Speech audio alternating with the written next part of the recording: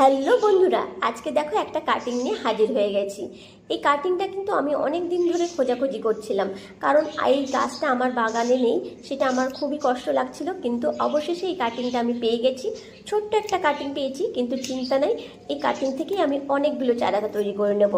এটা হচ্ছে wedding creeper, খুব সুন্দর একটা গাছ, যেটা বাকেটে একদম ভালো লাগে। বাকেট ভরে একদম গ্রিন হয়ে ঝুলে ঝুলে পড়ে, খুবই সুন্দর লাগে। তো চলো, এখানে আমি একটা হ্যাঙ্গিং বাকেট নিয়ে নিয়েছি। আলতোভাবে মাটিটাকে খুঁচিয়ে আমি শিকড়গুলো বসিয়ে দিচ্ছি, যাতে শিকড়গুলো কোনো রকমভাবে ড্যামেজ না হয়। আর এই গাছগুলো কিন্তু দেখতে খুবই ভালো লাগে, তাই এইগুলো হ্যাঙ্গিং বাকেটে কিন্তু তোমরা বসিও। এমনি না হলে দেখতে অতটা ভালো লাগে না। ক্রিপার হয়ে যদি তোমরা ওয়াল বলো, ওয়ালেও কিন্তু এগুলো ডেকোরেশনের জন্য ইউজ করা যেতে পারে।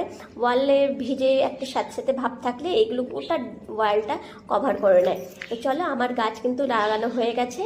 এবার এটাকে আমি ঝুলিয়ে রাখবো, দেখবো কতদিনে এটার থেকে নতুন গাছ আবার রেডি হয়। তো